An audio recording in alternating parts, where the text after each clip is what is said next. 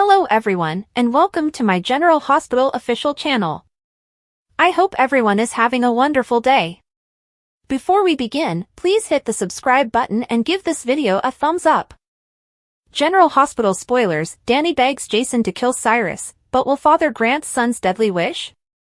According to General Hospital spoilers, Danny Morgan may ask Jason Morgan to assassinate Cyrus Renault, but will his father satisfy Sam McCall's vengeance wish? Danny inquired if Jason was aware that Sam had been purposefully administered the lethal digitalis dose.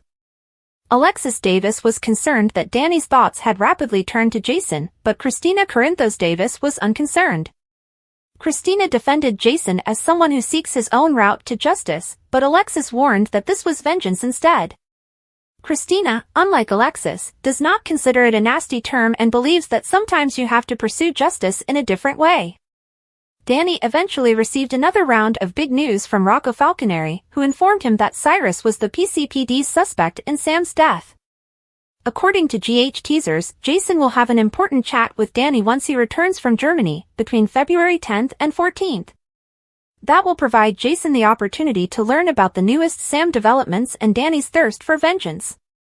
Danny is enraged over his mother's death, and everyone in Port Charles knows Cyrus is a menace to society. Although Alexis convinced Danny to let the cops handle it, he may breach his pledge and ask Jason for assistance. Danny is no longer a child, therefore he understands Jason's profession and can use it to his advantage in this situation. Will Danny ask Jason to kill Cyrus and ensure Sam's murderer pays? That might put Jason on the spot and land him in a difficult scenario. Jason may be concerned that if he performs as his kid requests, Danny will feel guilty once the crime is completed. It's one thing for Danny to claim he wants Cyrus removed from the map permanently. It's quite another to deal with the realities of putting things in motion. Of course, Jason would have been tempted to eliminate Cyrus anyhow, but he may have reservations if Danny asks him directly like this. It may make Jason feel as if he should avoid killing Cyrus because Danny may hold him accountable. That is especially true given that there is no concrete evidence of Cyrus' guilt yet. There's also the issue of Jason attempting to avoid incarceration and remain with his parent Danny. That is more important than ever now that Sam has gone. Alexis will make a plea to Jason after he has this conversation with Danny, so she may implore Jason not to take matters into his own hands, no matter how much Danny wants him to. Will Jason remove Cyrus from the map or give in to Alexis' urge to let the cops deal with it? Our predictions indicate that some difficult decisions will need to be taken, so stay tuned. According to General Hospital Teasers, Jason will face some intriguing scenes as he decides what to do about the guilty Cyrus. General Hospital Preview Week of February 10th, Sasha assaults Cody, Jason defends son, and Nina confesses to Willow. General Hospital Teasers indicate that a preview video clip has been released for the week of February 10th, 2025. It depicts Sasha Gilmore Corbin abusing Cody Bell. Cody also begins a fight with Jason Morgan. Speaking of Jason, he yells at someone to take their hands off his youngster. Nina Reeves prepared to tell Willow Tate Corinthos that she slept with Drew Kane Quartermain. Cody Bell's confrontation. The preview video opens with Cody, who appears to be determined to stir problems. As Cody reverts to his previous ways, he also starts fights. Despite having the complete erroneous impression, Cody insists that Jason is the father of Sasha's child. As Cody sits at a table with Felicia Scorpio and Sasha, Jason approaches. That's when Cody gets up and calls Jason a slimeball. On GH, Sasha attacks Cody, who forces Jason to acknowledge that he is the father of Sasha's baby. Before Jason can say anything, Sasha leaps forward and takes action. Sasha throws water in Cody's face because she is sick and tired of people intruding on her private life and gossiping about it. Martin Darted General Hospital Teasers say that the preview clip includes an intriguing scene at Charlie's. Lucky Spencer is working behind the bar. Elizabeth Liz Baldwin is sitting at the bar with Martin. Martin suddenly stands up and glances toward the door. Jason appears at the door, frowning, likely at Martin. Jason Morgan's demand. At one moment, Jason exclaims, "Get your hands off my son." However, it's unclear who Jason is talking to or where he is. This could be related to a young male voice saying, "I did something I shouldn't have." Nina's confession. Nina is desperate to form an alliance with Carly's Spencer. While Carly agrees that something needs to be done about Drew, she is hesitant to work with Nina. Carly is divided after Nina reveals that Drew wants to transfer Willow and the kids into his new house. In a preview video for Monday, Carly asks Nina how far she is willing to go. In the weekly preview clip, Nina sits down with Willow and tells her about Drew. Nina seemed to be finally going to tell Willow about her own close relationship with Drew. Could this confession backfire? Instead of drawing Willow away from Drew, may it damage her connection with Nina? Which narrative are you looking forward to the most? Share your opinions in the comments area below. General Hospital spoilers: Natalia is Sidwell's ex-wife? General Hospital teasers and rumors suggest a bombshell discovery for GH fans: Natalia Ramirez is Jen Sidwell's ex-wife. At the end of the episode, which aired on Friday, February 7th, it was revealed that one of Jen's thugs followed Natalia to LA and reported that she was with Sonny Corinthos. Why would Jens have followed Natalia when his goon reported she was with a man? When the goon called Jens, most people assumed he was following Sonny, but it turned out to be Natalia. The issue is, why? It seemed like a private investigator hired by a spouse to track down their partner to check whether he or she was cheating with someone else. From what we know so far about Natalia and Jens, neither of them is currently married. So, why is Jens following Natalia? What might he gain from it, and why would the goon assume he'd be interested in knowing whether she was with a man? The only thing that makes sense is that Jens is a possessive man and Natalia is his ex-wife. Natalia may be hiding some of her past. Natalia's background indicates that she is separated, possibly divorced, from Mr. Rogers was her daughter Blaze's father. Aside from that, her history indicates she had another child, Eloy Ramirez, with an anonymous man. As for Jens, we know he was involved with Holly Sutton in Somalia, but whether or not the two were lovers has never been established. Holly was clearly in love with the diamonds he was mining, or was it more like stealing? Jens is currently living in Port Charles and attempting to hammer out a deal with Drew Quartermain for a project he wants to build on Pier 55, which is part of Sonny's domain. Did Jens really move to Port Charles to keep track of Natalia? It's possible that the Mr. Blaze's father, Rogers, could be Jens Sidwell. Although Blaze knew nothing about him, she knew more about her ancestors in Puerto Rico. Jens is aware that Holly's daughter Sasha Corbin, whom he previously kidnapped, resides in Port Charles, but when he saw her in the GH Hospital chapel, he left her alone. The reason he was in the chapel when Sasha was praying remains a mystery, but he is now more interested in other things. Jens appears to have been caught aback by Natalia's presence in Los Angeles with Sonny, thus, he did not bomb Sonny's apartment with the intention of killing her. It sounds like Jens could be the Mr. Rogers is Blaze's biological father, unless Natalia has another ex-husband whom she has not revealed, namely Jens. General Hospital spoilers: Michael's return to Port Charles brings a shocking surprise. Spencer Cassadine? General Hospital spoilers and rumors suggest Michael Corinthos' imminent return to Port Charles may provide a surprising surprise. A not-so-dead Spencer Cassadine? It's not inconceivable that Spencer made it to Baden-Baden, which is only across the French-German border and takes around 5 hours. There's a fair probability that the Baden-Baden burn clinic also performs ordinary plastic surgery. After all, these are the same specialists who worked on Valentin Cassadine's scoliosis. He was severely damaged not just in his back but also in his face, much like Quasimodo, the famed hunchback of Notre Dame, and look at him today. That's why he suggested Ava Jerome for her burns. While the clinic in Russia closed, the one in Baden-Baden was founded by the same specialists.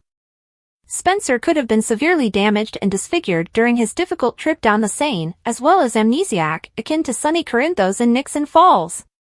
Like his father, Nicholas Cassadine, he may have been picked up by a boat and taken to the Baden-Baden facility. Michael known Spencer since he was a baby, just as Jason Morgan known Michael since he was a baby. Michael knew Spencer even though he and Spencer are not blood relatives, they are distant step-cousins by adoption. Spencer's mother was Courtney Matthews, Sonny's half-sister, and Michael was adopted by Sonny, hence Spencer and Michael are considered extended relatives.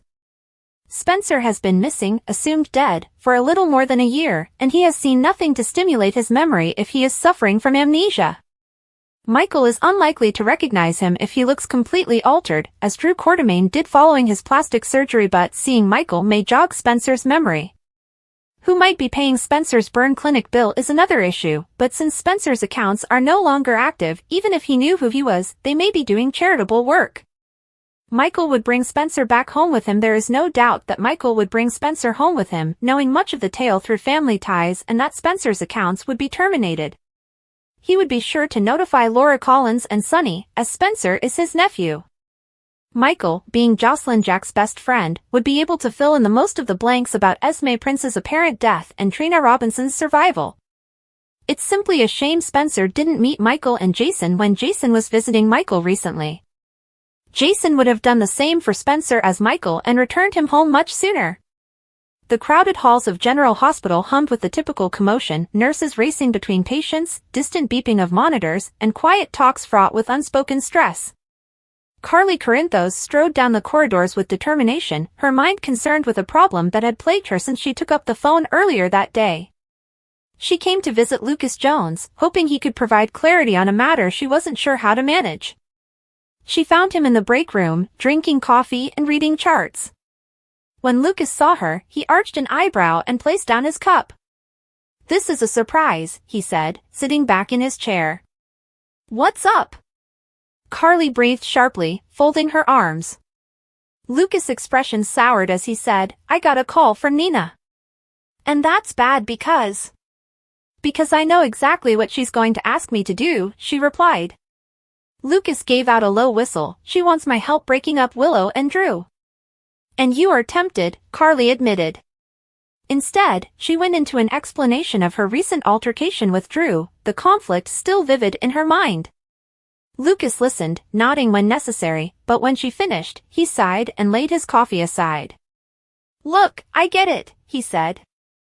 "I lost my temper at Christmas, too, and all it did was make things worse. Drew swooped in like some knight in shining armor, and Willow forgave him before I even got the chance to apologize properly.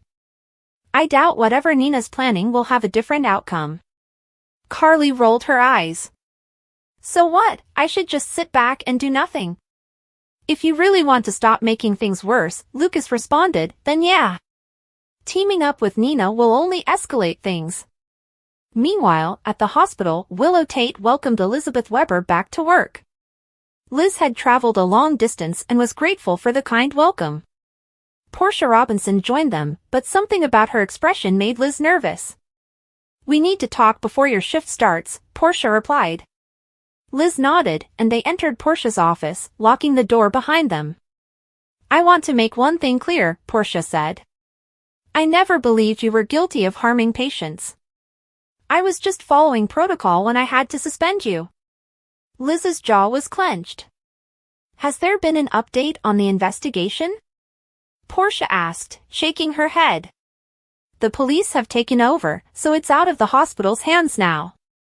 But so far, there haven't been any additional deaths linked to Digitalis poisoning beyond the ones we already knew about, Sam, Dex, and the elderly patient last fall." Liz took a deep breath. "At least that's something. I just hope the police find the person responsible before they strike again," she grumbled. Lucas later approached Willow at the nurse's station, making a request. "Can you put a rush on some lab results for me?" said the young man. "Of course," Willow responded. Before she could turn away, Lucas paused. "And about Christmas, I was out of line. I judged you unfairly, and I'm sorry." Willow looked at him in amazement. "Thank you," she responded. "That means a lot. If you or the kids need anything, I'm here," he said. "No strings attached." She smiled as she left to take care of the laboratories. Across town, at Turning Woods, Elizabeth was calling an old acquaintance. "Thanks again for all your help, Gail," she added, her voice gentle but honest. As soon as she hung up, an all-too-familiar figure appeared nearby. Cyrus Renault had come. "I'm here to visit Mrs. Brown," he told the receptionist. Gail looked at him apologetically. "I'm sorry, but you can't see any patients until you speak with Director Ferner." A moment later, Ferner appeared, his countenance impassive. "Cyrus, I need to inform you that you're no longer allowed to visit patients here," he told me. Cyrus' gaze narrowed. "And why is that?" The mayor filed a formal complaint after you visited Lulu Spencer without permission, Ferner told me. Cyrus clenched his fists. And I've also heard you've been barred from General Hospital. Who's spreading these lies about me? His thoughts immediately turned to Elizabeth. Is it her? Ferner asked firmly. Regardless of the source, the decision is final. Cyrus softened but knew better than to press the subject. For now. Meanwhile, Laura Collins was visiting Lulu at Bobby's, where her daughter revealed some unexpected news. I spoke to Jack, Lulu said. He confirmed that Valentine was in Germany, but he disappeared before he could be tracked. Laura sighed. So we're back to square one? Not exactly, the woman replied. I've been looking into well-known equestrians on social media. If Charlotte is using a fake account, she might be following them. And I've been researching the best riding stables in Europe. If Valentine is letting her take lessons, I might be able to find her that way. Laura was thinking about it. That's actually a solid lead. Her phone rang before she could finish speaking. After a brief talk, she hung up and returned to Lulu. I need to go meet with Drew, she said. But I'm proud of you for taking the initiative on this.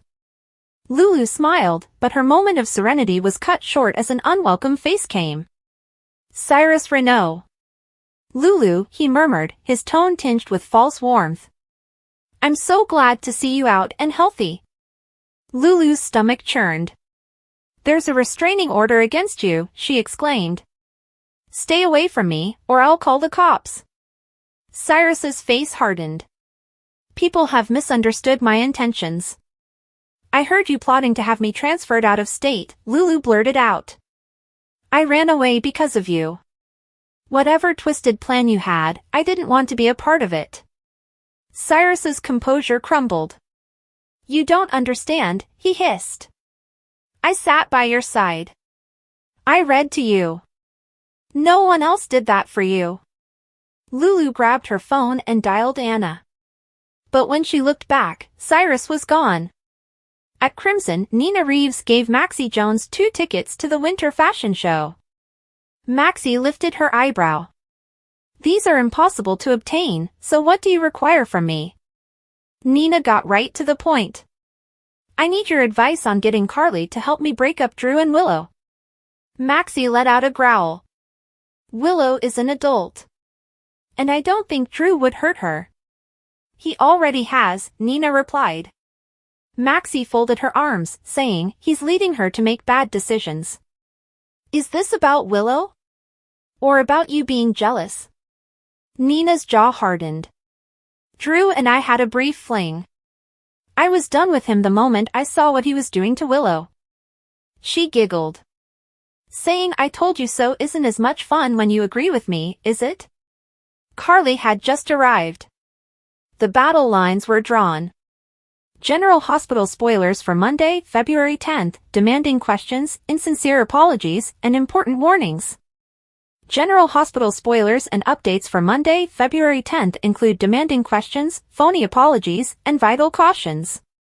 Christina Corinthos Davis asks some tough questions, Jocelyn Jacks apologizes, probably insincerely, and Rick Lansing issues an important warning. Demanding questions. Christina confronts Ava Jerome standing outside a building, her stance blocking Ava's path. She does not trust her, and she should not. Christina interrupts Ava's route and asks, excuse me, where do you think you're going? It's possible that Ava wanted to see her daughter, Avery Jerome Corinthos, who may be under Christina's custody right now. Christina remains firm despite the ongoing custody fight between Ava and Avery's father, Sonny Corinthos. Christina isn't going to allow Ava get close to her younger sister now that their father has returned from California. Possibly insincere apologies elsewhere. Jocelyn approaches someone and says, I'm going to offer you an apology, hoping to seem real and believable. Could it be that she has crossed paths with Cyrus Renaud and is attempting to deceive him so that he is unaware of her intentions? It appears that no matter how many people tell her to give up her investigation, she remains steadfast in her pursuit. Even her mother is unaware that Jack Brennan has recruited her for a quest to find Cyrus' secret hideout. There's also a potential she's speaking with someone residing in the house thought to be Cyrus' hideout, and if that's the case, they'll definitely appear innocent. Rick issues a strong warning to Elizabeth Baldwin. Whether he's been warned or not, he's a dangerous man and a threat. He's probably referring to Cyrus and the current inquiry into Elizabeth and Lucky Spencer. Rick recognizes Cyrus Renault's actual nature. Even without clear warnings regarding his actions at GH and Turning Woods, he remains a dangerous figure. The constraints imposed on him merely exacerbate his risk.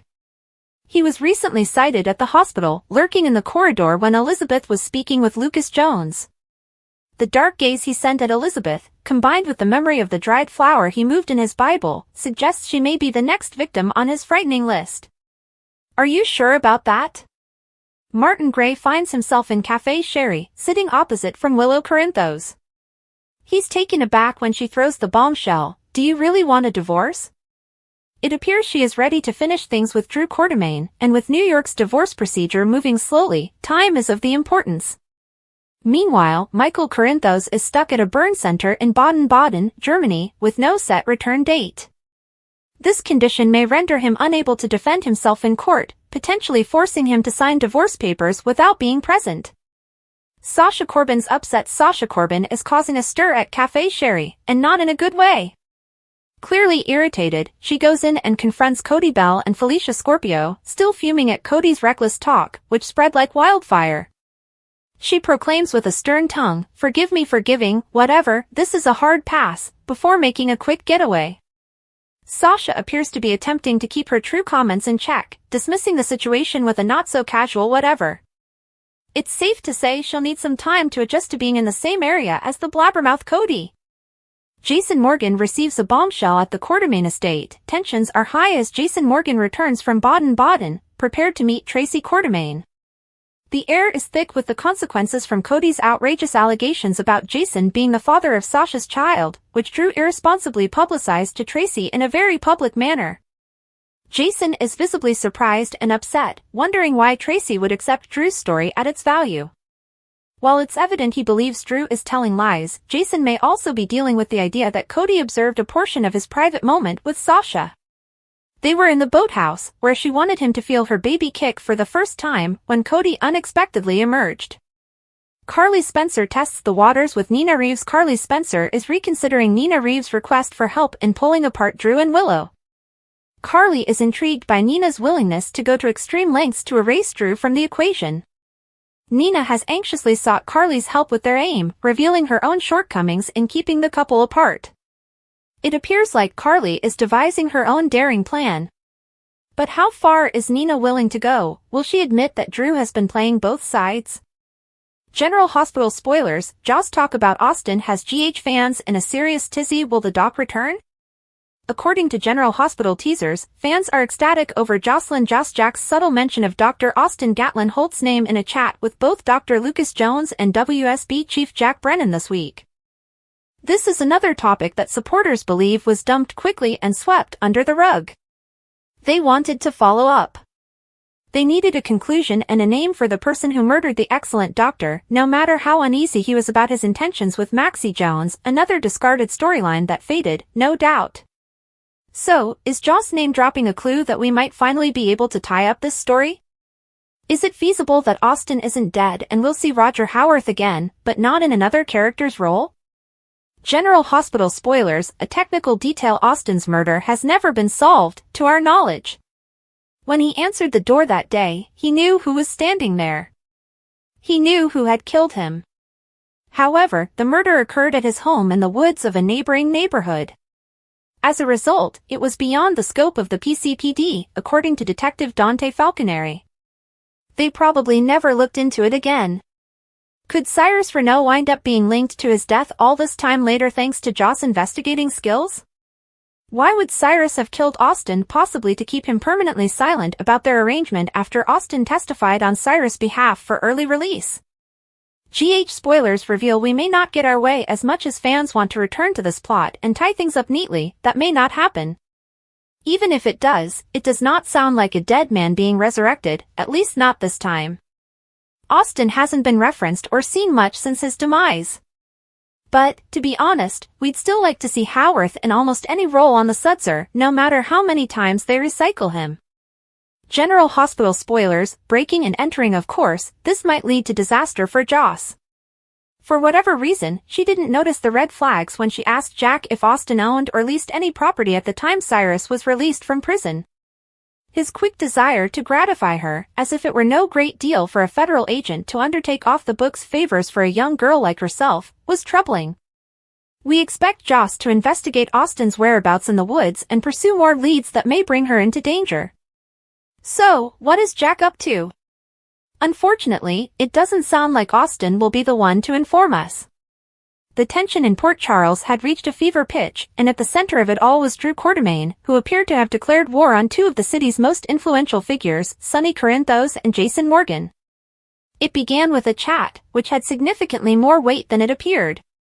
Drew leaned forward during a meeting with Anna Devane, speaking in a measured but forceful tone about the city's continued threat of organized crime. He did not make broad generalizations or skirt the matter. He mentioned names. Sonny Corinthos. Jason Morgan. Anna looked at him carefully. She had spent years in law enforcement, dismantling criminal empires, but she also recognized the complexities of the circumstances. Sonny was more than simply a mob leader, he was a man with power, loyalty, and a network that went well beyond what most people realized. Jason was more than simply an enforcer, he was a strategist who would go to any length to preserve his own interests. Drew, Anna eventually murmured, carefully choosing her words. If you go after them, you better be prepared for what comes next. Drew sat back in his chair, oozing the confidence of a man who had made up his mind. I'm already prepared. But was he? The ripples began to spread immediately after the talk finished.